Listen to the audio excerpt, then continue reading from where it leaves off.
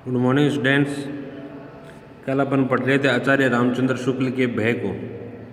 आचार्य रामचंद्र शुक्ल का निबंध भय भय मनोविकार, जो कि एक मन का विकार। आचार्य रामचंद्र शुक्ल का जन्म होता है 1884 में, कल आपको मैंने बताया था, और इनकी मृत्यु होती है 2 फरवरी 1941 को। 2 फरवरी 1941 को। 1937 से ये BHU बनारस हिंदू विश्वविद्यालय के अंदर हिंदी के प्राध्यापक और हिंदी विभाग के विभागाध्यक्ष के पद पर आसीन होते हैं, और जो कि अपनी मृत्यु के साथ 2 फरवरी 1941 तक उस पद पर ही रहते रहते मर जाते हैं।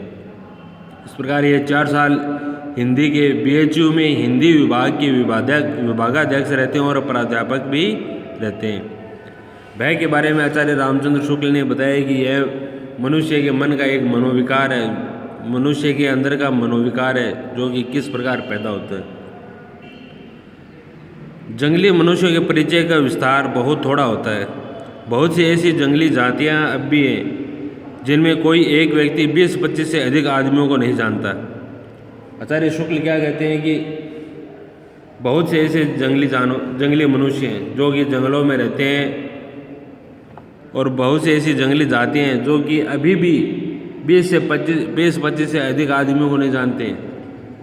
वह अभी भी 20-25 से अधिक आदमियों को नहीं जानते हैं। अतः उसे 10-12 कोस पर ही रहने वाला यदि कोई जंगली मिले तो मारने दौड़े और भागकर उसे अपनी रक्षा उसी समय के लिए नहीं बल्कि सब दिनों से कर सकता है। अब शुक्ल क्या कह रहे हैं, भय किस प्रकार पैदा होता है कि वो 20 से 25 आदमियों से ज़्यादा को नहीं जानते हैं, और 10-12 कोस यानी एक कोस के अंदर 3 किलोमीटर होता है, यानी 25-30 किलोमीटर का जो एरिया है उसके अंदर कोई मान लो दूसरा आदमी आ जाए तो वह क्या है, उसे मारने दौड़ेंगे और उससे अपनी रक्षा करेंगे, और खाली उस दिन के लिए नहीं, सब दिनों से, क्योंकि उन्हें भय है कि अगर अपन ने इन्हें नहीं भगाया तो ये हमें भगा देंगे। पर सभ्य उन्नत और विस्तृत समाज में भय के द्वारा स्थायी रक्षा की उतनी संभावना नहीं होती। इसी से जंगली और असभ्य जातियों में भय अधिक होता है, जिससे वे भयभीत हो सकते हैं, उसी को वे श्रेष्ठ मानते हैं और उसी की स्तुति करते हैं। उनके देवी देवता भय के प्रभाव से ही कल्पित होते हैं। किसी आपत्ति या दुख से बचे रहने के लिए ही अधिकतर वे उनकी पूजा करते हैं। अति भय और भय कारक का सम्मान असभ्यता के लक्षण है। अशिक्षित होने के कारण अधिकांश भारतवासी भी भय के उपासक हो गए हैं। वे जितना सम्मान एक थानेदार का करते हैं उतना किसी विद्वान का नहीं। अब इसके अंदर आचार्य शुक्ल क्या बता रहे हैं, आचार्य शुक्ल भय के बारे में बता रहे हैं कि भय किस प्रकार पैदा होता है और किस प्रकार वह मनुष्य के जीवन के अंदर घर कर जाता है। जंगल के लोग देवी देवताओं की पूजा सबसे अधिक करते हैं। क्यों करते हैं? क्योंकि उन्हें भय कि अगर कोई आ गया तो उनकी रक्षा कौन करेगा, इसलिए वे भगवान को ही अपना सर्वस्व मान लेते हैं और ईश्वर की कामना करते हैं। उस देवी की पूजा अर्चना करते हैं भय से बचने के लिए, किसी दूसरे आदमी से बचने के लिए, किसी दूसरे आदमी के भय से बचने के लिए वह ऐसा करते हैं। अब यहाँ पर आचार्य शुक्ल क्या कह रहे हैं कि अति भय और भय कारक का सम्मान असभ्यता के लक्षण है। कि ज़्यादा भय और किसी दूसरे से डरना किसके लक्षण है? कायरता के लक्षण है। अशिक्षित होने के कारण अधिकांश भारतवासी भी भय के उपासक हो गए हैं। अशिक्षित, उतने शिक्षित नहीं है, कम शिक्षित हैं, इसलिए भारत के लोग भी भय के उपासक हो गए हैं। अरे आपका 10th का 12th का रिजल्ट आता है तो सबसे पहले आप जाओगे बालाजी के मंदिर में, 100 रुपया का प्रसाद चढ़ाओगे, बोलोगे हे भगवान मेरे को तू 75% ला दे, मैं आपके 100 रुपये का प्रसाद चढ़ाऊँगा। क्यों? आपको भय कहीं आपके परसेंट कम न आ जाए। आपको अपने खुद के ऊपर विश्वास नहीं है, आपको भय लग रहा है कि कहीं मैं फेल न हो जाऊँ, कहीं मेरे परसेंट कम न आ जाएं, अगर ये हो गया तो घर वाले क्या कहेंगे, दोस्त क्या कहेंगे, दोस्तों के बीच में मैं कैसे जाऊंगा, इस चीज़ का आपको भय है। और इसी भय के कारण आप वहाँ पर जाते हो और कहते हो मैं 100 रुपये का प्रसाद चढ़ा दूंगा, कोई 500 रुपये का कहता है, कोई 100 का कहता है, क्योंकि आपके अंदर भय है। वे जितना सम्मान एक थानेदार का करते हैं उतना किसी विद्वान का नहीं। अब आचार्य शुक्ल क्या कह रहे हैं कि समाज के जो अशिक्षित लोग हैं, समाज के जो अशिक्षित लोग हैं वह किसके उपासक हैं, वह भय के उपासक हैं, उन्हें डर है। वह एक थानेदार का सबसे ज़्यादा सम्मान करते हैं, उतना सम्मान एक विद्वान आदमी का नहीं। थानेदार का क्यों करते हैं? क्योंकि उन्हें भय कहीं ये हमें पकड़ कर न ले जाए, अगर पकड़ कर ले गया तो हमें जेल में दे देगा, हमारी पिटाई होगी, उन्हें इस चीज़ का भय है, इसलिए वह उसका सम्मान ज़्यादा करते हैं। एक विद्वान का सम्मान वो नहीं कर सकते। क्यों? क्योंकि विद्वान से उसे कुछ लेना देना तो है नहीं, विद्वान से उसे कुछ लेना देना तो है नहीं, विद्वान उसको पकड़ेगा नहीं, जेल में नहीं डालेगा, उसकी पिटाई नहीं करेगा, इसलिए उसका भय, उसका सम्मान वो उतना ही नहीं करते हैं जितना एक थानेदार का करते हैं। चलने फिरने वाले बच्चे में चलने फिरने वाले बच्चे में जिनमें भाव देर तक नहीं मिटते और दुख परिहार का ज्ञान या बल नहीं होता, भय अधिक होता है। बहुत से बच्चे तो किसी अपरिचित आदमी को देखते ही घर के भीतर भागते हैं। पशुओं में भी भय अधिक पाया जाता है। अपरिचित के भय से जीवन का कोई गूढ़ रहस्य छिपा जान पड़ता है। प्रत्येक प्राणी भीतरी आँख खुलते ही अपने सामने मानो एक दुख का कारणपूर्ण संसार फैला हुआ पाता है, जिसे कर्म से कुछ अपने ज्ञान बल में और कुछ बाहुबल से थोड़ा बहुत सुख में बनाता चलता है। क्लेश और बाधा का ही सामान्य आरोप करते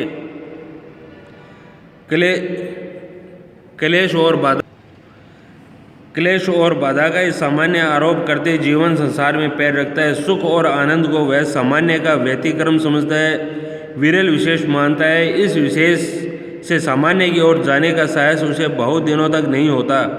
परिचय के उत्तरोत्तर यानी उत्तर के बाद उत्तर अभ्यास के बल से उसे अपने माता पिता या नित्य दिखाई पड़ने वाले कुछ थोड़े से और लोगों से ही संबंध में वह यह धारणा रखता है कि वे मुझे सुख पहुंचाते हैं और कष्ट न पहुंचाएंगे। जिन्हें वह नहीं जानता, जो पहले उसके सामने आते हैं, उसके पास वह बेधड़क नहीं जाता। बिल्कुल अज्ञात वस्तुओं के प्रति वह ऐसा ही करता है। अब इसमें आचार्य शुक्ल क्या कह रहे हैं? आचार्य शुक्ल कह रहे हैं कि आप एक बच्चे को ही देख लो, उसके अंदर किस प्रकार का भय रहता है। जब उसके सामने कोई अपरिचित व्यक्ति आता है, तो वह डर कर या तो अंदर भाग जाएगा या अपने माँ बाप के पीछे छिप जाएगा।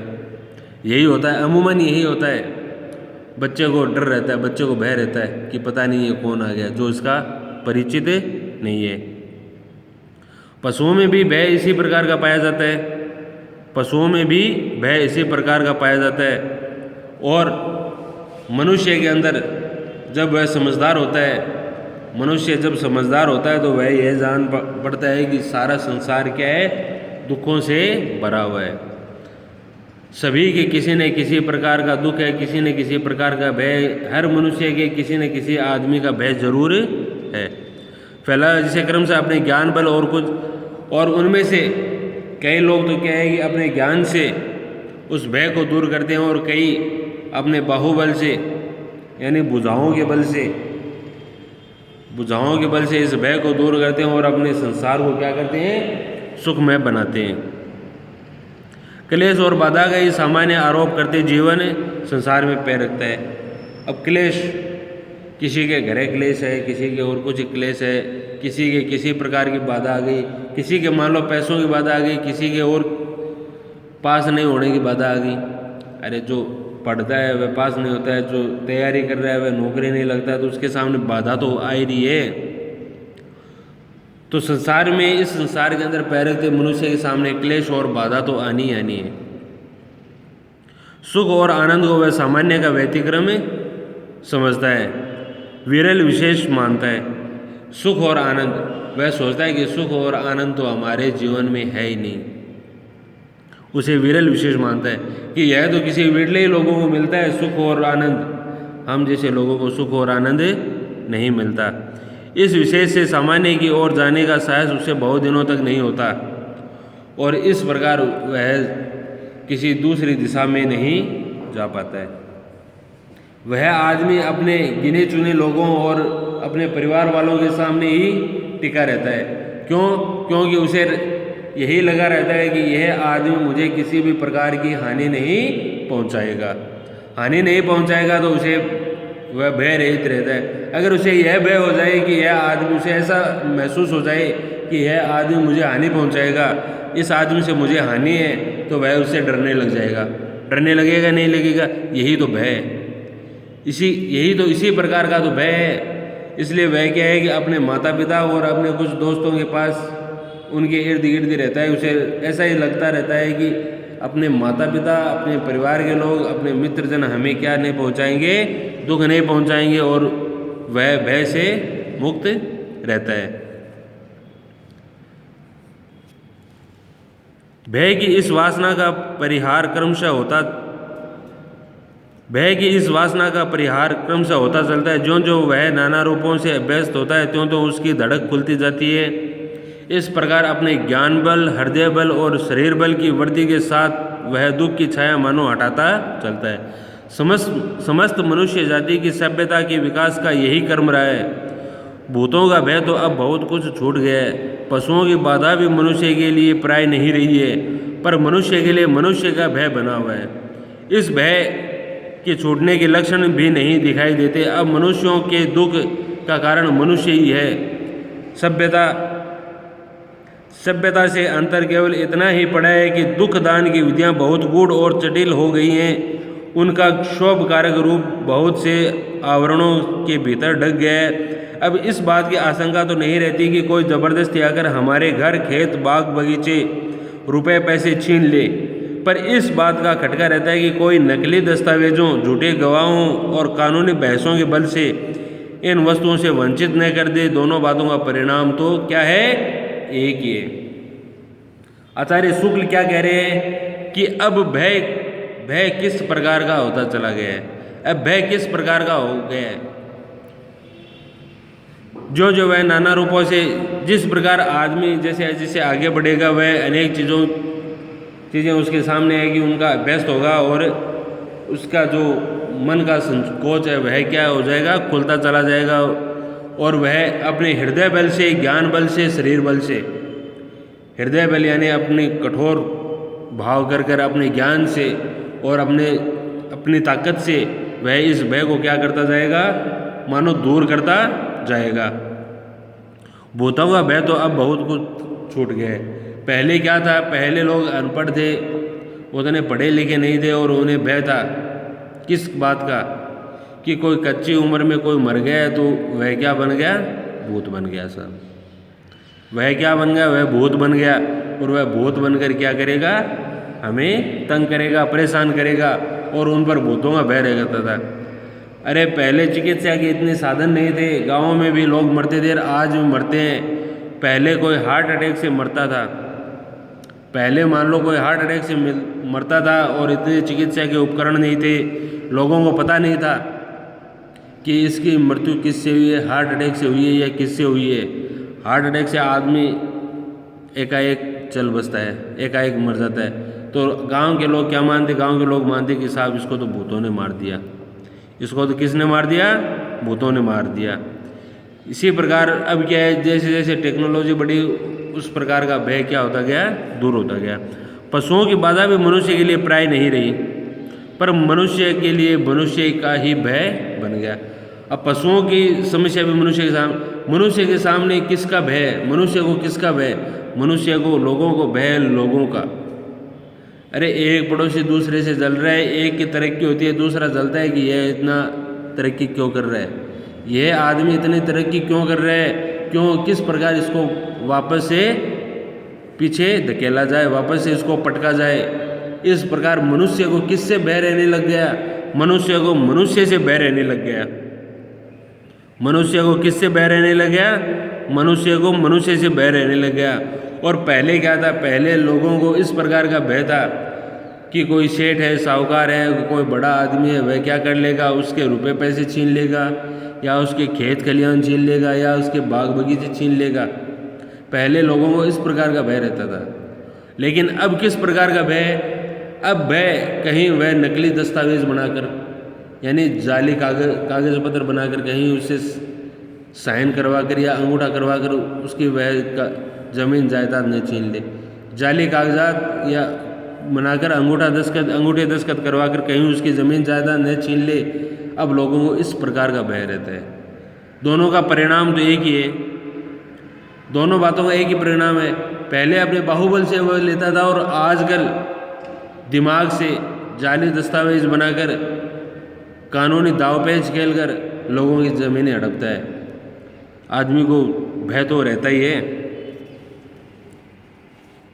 सभ्यता की वर्तमान स्थिति में एक व्यक्ति को दूसरे व्यक्ति से जैसा भय तो नहीं रहा जैसा पहले रहा करता था, पर एक जाति को दूसरी जाति से, एक देश को दूसरे देश से भय के स्थायी कारण प्रतिष्ठित हो गए। सबल और सबल देशों के बीच अर्थ संघर्ष यानी व्यापारिक संघर्ष, सबल और निर्बल देशों के बीच अर्थ शोषण की प्रक्रिया अनवरत यानी लगातार चल रही है, एक क्षण का भी विराम नहीं है। इस सार्वभौम वाणिज्य वृत्ति से उसका अनर्थ कभी न होता यदि क्षात्रवृत्ति उसके लक्ष्य से अपना लक्ष्य अलग रखती। क्षात्रवृत्ति यानी क्षत्रिय, वाणिज्य वृत्ति यानी व्यापार की वृत्ति। पर इस युग में दोनों का विलक्षण सहयोग हो गया है। वर्तमान अर्थोन्माद को शासन के भीतर रखने के लिए क्षात्र धर्म जो उच्च और पवित्र आदर्श को लेकर क्षात्र संघ की प्रतिष्ठा आवश्यक है। जिस प्रकार सुखी होने का प्रत्येक प्राणी को अधिकार है, उसी प्रकार मुक्तांक होने का भी प्रत्येक प्राणी को अधिकार है। पर कर्म क्षेत्र के चक्रव्यूह में पड़कर जिस प्रकार सुखी और प्रयत्न साध्य होता है, उसी प्रकार निर्भय रहना भी है। निर्भयता के संपादन के लिए दो बातें अपेक्षित हैं। पहली तो यह है कि दूसरों के हमसे किसी प्रकार का भय या कष्ट न हो। दूसरी यह कि हमको कष्ट या भय पहुंचाने का साहस न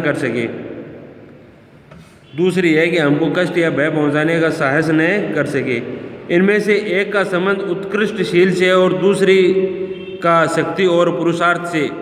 इस संसार में किसी को न डराने और न ही डरने की संभावना दूर नहीं हो सकती। साधु से साधु प्रकृति वाले को क्रूर लोभियों से क्लेश पहुंचता है, अतः उसके प्रयत्नों को विफल या भय संचार द्वारा रोकने की आवश्यकता से हम बच नहीं सकते।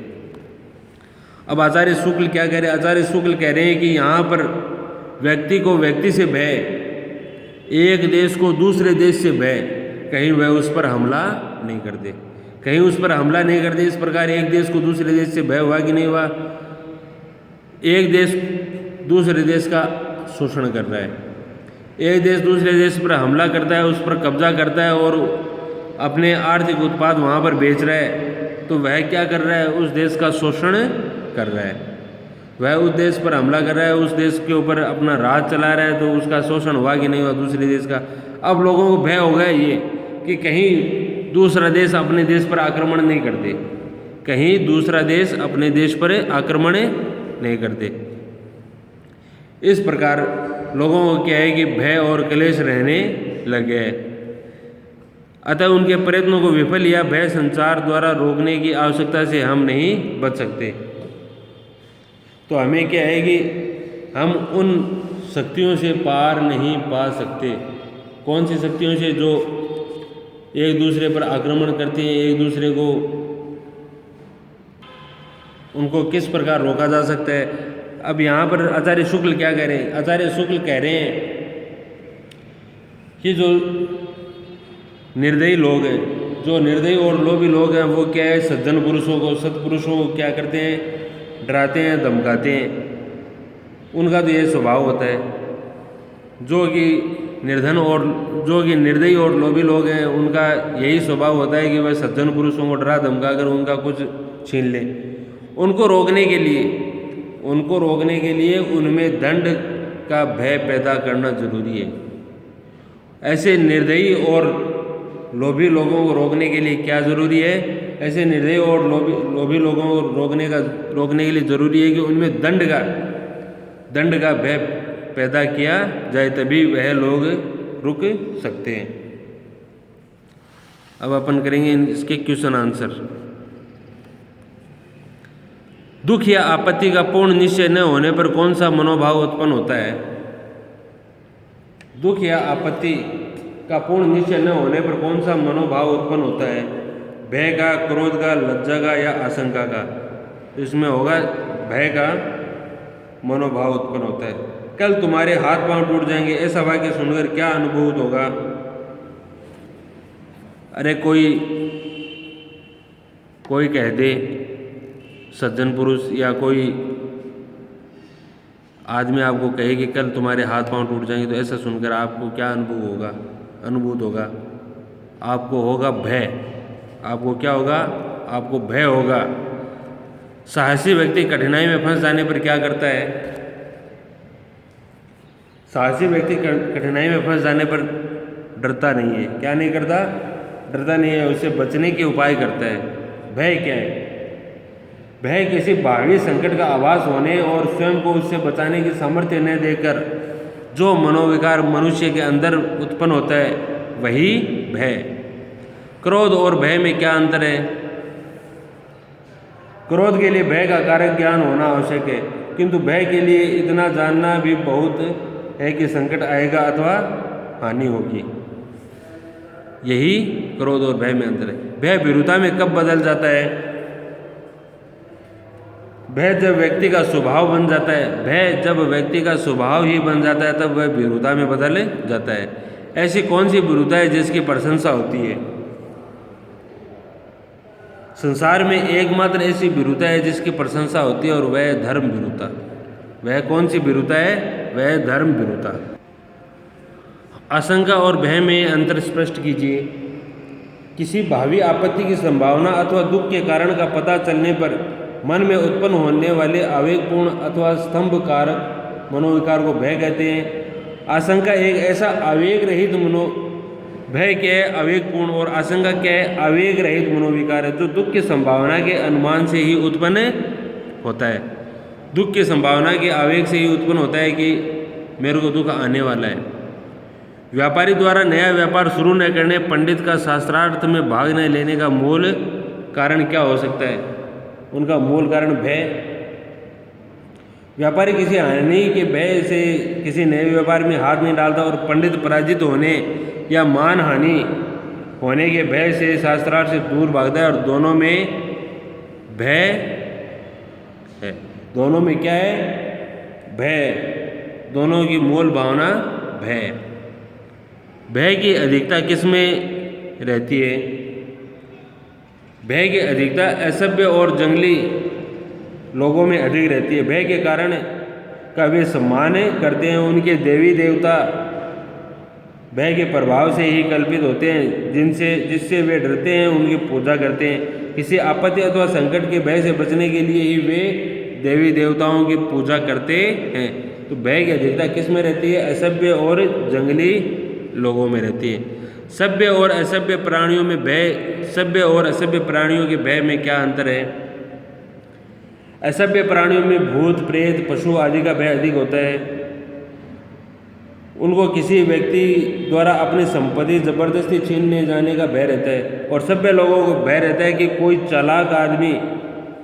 चालाक आदमी नकली दस्तावेज बनाकर, सभ्य लोगों को क्या रहता है? सभ्य लोगों को रहता है कोई चालाक आदमी नकली दस्तावेज बनाकर उससे कोई साइन करवा ले जाए या उसके अंगूठे दिलवा ले जाए, उसकी संपत्ति जब्त कर ले, उसके खेत खलिहान या बाग बगीचे आदि हड़प ले। तो सभ्य लोगों को इस प्रकार का भय रहता है। सभ्य लोगों को इसी प्रकार का, यानी अदालत का, अपनी संपत्ति जाने का भय रहता है। संपत्ति अदालत में जाकर, कोई आदमी अदालत में जाकर नकली दस्तावेज पेश कर दे और उससे उसकी संपत्ति छीन ली जाए, तो सभ्य लोगों को इस प्रकार का भय रहता है। निबंधात्मक प्रश्न। यह प्रश्न है आपको करने हैं। दुख की छाया को हटाने के लिए व्यक्ति को किन बलों का उपयोग करता है? व्यक्ति किन बलों का उपयोग करता है और कैसे? आपको करना है। सभ्यता से अंतर केवल इतना पड़ा है कि दुख दान की विधियां बहुत गूढ़ और जटिल हो गई है। पंक्ति का आशय स्पष्ट कीजिए। आपको करना है। भय के साध्य और असाध्य दोनों रूपों को उदाहरण सहित समझाना है। मनुष्य के भय की वासना का परिहार कैसे होता है? मनुष्य की भय की वासना का परिहार कैसे होता है आपको करना है। निर्भयता के लिए शुक्ल जी ने क्या उपाय बताए, ये भी आपको करना है। और यहाँ 2 प्रसंग सहित व्याख्या आपको करनी है। धर्म से डरने अच्छी नहीं लगती और भय नामक मनोविकार भय से चल सकता है। इन दोनों व्याख्याओं को आपको प्रसंग सहित करना है। और प्रसंग आपको कैसे लिखना है, प्रसंग कैसे लिखना है ये मैं बता दूं आपको। प्रसंग लिखना है, मान लो कोई पैराग्राफ दे दिया तो उसमें आप लिखेंगे प्रसंग। तो आप लिखेंगे प्रस्तुत गद्यांश हमारी पाठ्य पुस्तक सर्जन, अपनी पुस्तक का क्या नाम है, सर्जन, कि प्रस्तुत गद्यांश हमारी पाठ्य पुस्तक सर्जन में संकलित भय नामक शीर्षक से लिया गया है, जो कि आचार्य शुक्ल का लिखा है। लेखक ने समाज में, और अब आपको आगे समाज में या जो भी इस आपका जो पैराग्राफ है उसमें लिखा है तो उसका जो थोड़ा सा शीर्षक है वो इसमें लिखना है। लेकिन आपको पहले ये लिखना है कि प्रस्तुत गद्यांश हमारी पाठ्य पुस्तक सर्जन में संकलित भय नामक निबंध से लिया गया है। और इसके अंदर इसके लेखक कौन है, इसके लेखक हैं, इसका लेखक का आपको नाम लिखना है। आचार्य रामचंद्र शुक्ल द्वारा, प्रसिद्ध निबंधकार आचार्य रामचंद्र शुक्ल द्वारा लिखित भय नामक निबंध से यह लिया गया। और इसमें आगे जो आपका पैराग्राफ है या आपको जो व्याख्या दी गई है, गद्यांश दिया गया है, उसका थोड़ा सा शीर्षक है, पढ़कर आपको उसके अंदर लिखना है। और नीचे जो गद्यांश आपको दिया गया है उसकी क्या करनी है आपको, सब प्रसंग तो मैंने बता दिया, उसकी करनी है आपको व्याख्या, उसकी आपको व्याख्या करनी है। लाइन टू लाइन आपको व्याख्या करते हुए चलना है। यह आपको नोटबुक के अंदर करना है। Okay, thank you. अपना ये भय वाला चैप्टर पूरा होता है और आगे पढ़ेंगे, अपनी आगे की क्लास में नया चैप्टर शुरू करेंगे। Okay, thank you.